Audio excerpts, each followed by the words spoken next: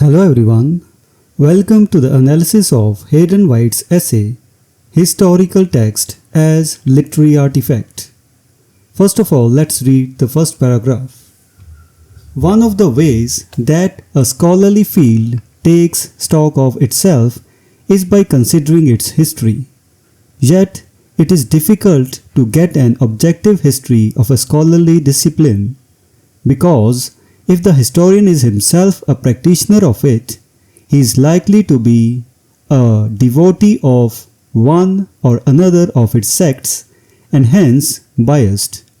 And if he is not a practitioner, he is unlikely to have the expertise necessary to distinguish between the significant and the insignificant events of the field's development.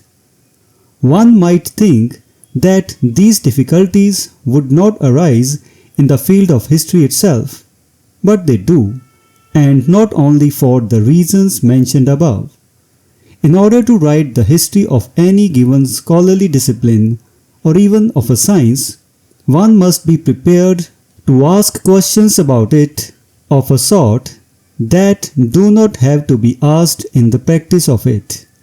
One must try to get behind or beneath the presuppositions which sustain a given type of inquiry and ask the questions that can be begged in its practice in the interest of determining why this type of inquiry has been designed to solve the problems it characteristically tries to solve.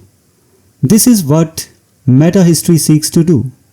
It addresses itself to such questions as what is the structure of a peculiarly historical consciousness?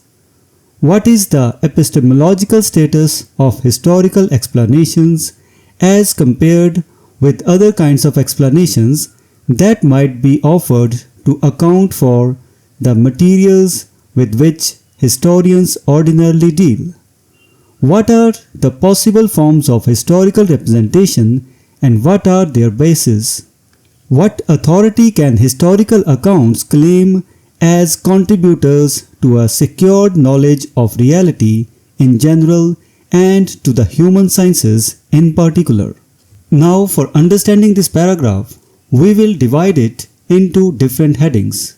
And first is the self-reflective nature of academic fields. Let's begin with a basic observation. Every academic field eventually tries to examine its own past. Just like we write the history of nations or revolutions, scholars also write the history of disciplines, whether it's history, physics, psychology, or literary studies. This act of self-reflection is important. It helps a field understand where it has come from, how it has evolved, what it values, and what paths it might take in the future. Now the second heading, the challenge of writing objective disciplinary histories. But here's the problem. Writing an objective history of a discipline is incredibly difficult. If the person writing that history is a member of the discipline, an insider, they might be deeply committed to a particular school of thought. They may unknowingly or deliberately promote one method over others, ignore rival theories, or present the current state of the discipline as the inevitable outcome of progress. On the other hand, if the historian is an outsider, someone not trained in the field, they might not have the expertise to judge which developments were truly significant. They may misinterpret key debates or fail to understand why certain events mattered to practitioners at the time. Next heading, why history faces a special difficulty. Now you might expect that the field of history itself would be immune to these problems.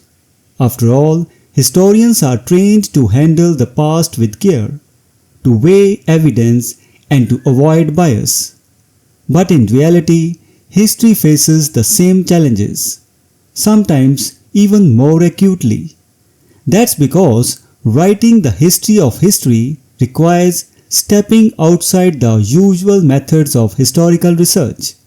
You can't just gather sources and create a timeline of great historians and their books.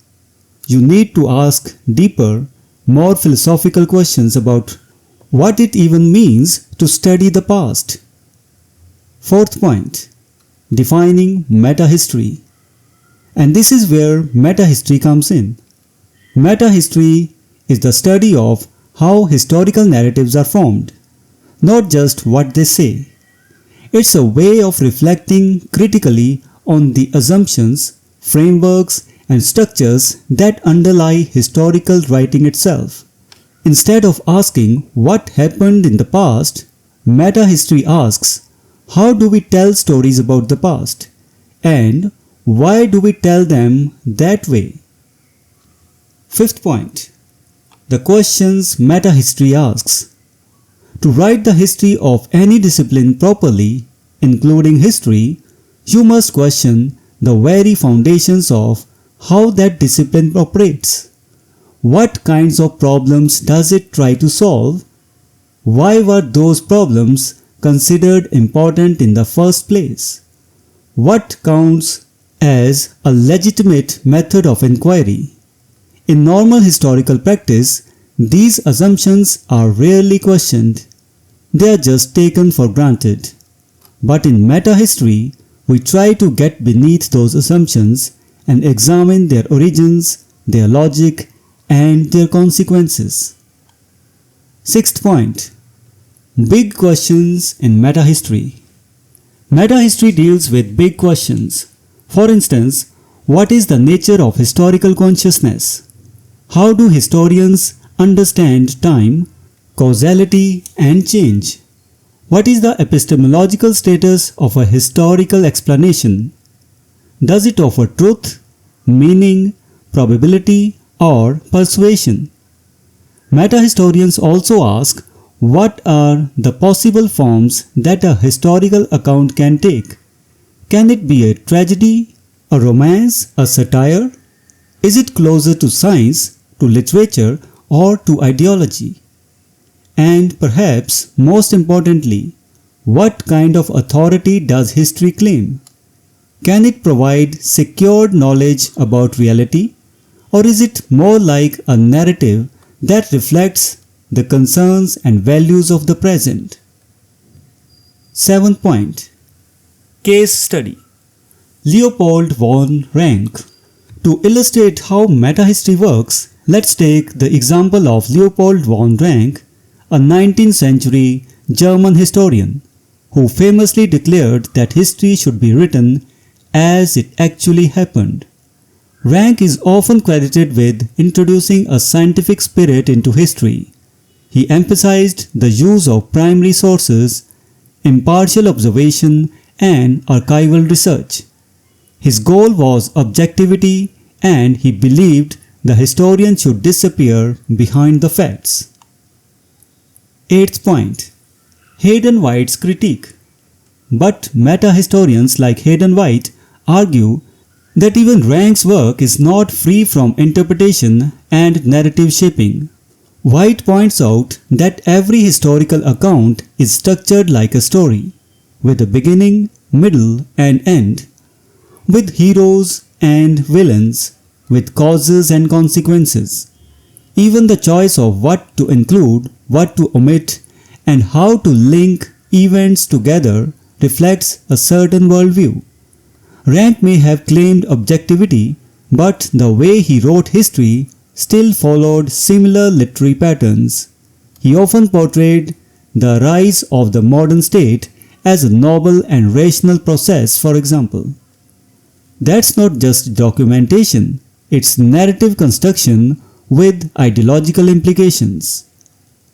Ninth point, the implications of readers and scholars. So what does this mean for us as students and scholars? It means we must read history not just as a report of past events, but as a constructed narrative shaped by choices about language, plot, structure, and value. Meta-history doesn't deny that real events happened in the past. It simply asks us to be more aware of how those events are made meaningful through the act of writing. 10th point. Conceptual archaeology. Digging beneath the surface. In a sense, meta-history is like archaeology, but instead of digging through physical layers, we dig through conceptual layers. We ask, what lies beneath the historian's account? What worldview supports it? What rhetorical strategies are at work? And how do different historians, writing in different times and places, produce different versions of the same past? 11th point. Beyond the West.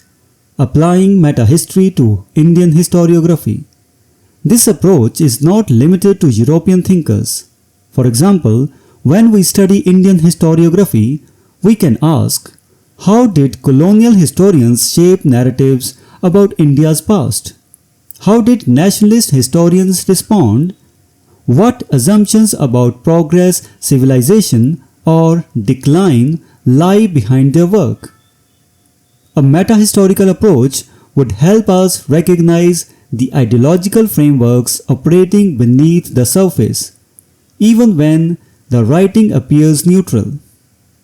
And now we come to the conclusion. The value of meta-history.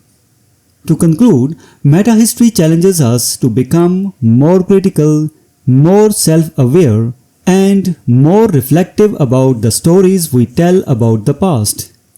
It reminds us that no historical narrative is neutral and that the writing of history is not just about facts, but about the frameworks through which facts are selected, ordered, and made meaningful.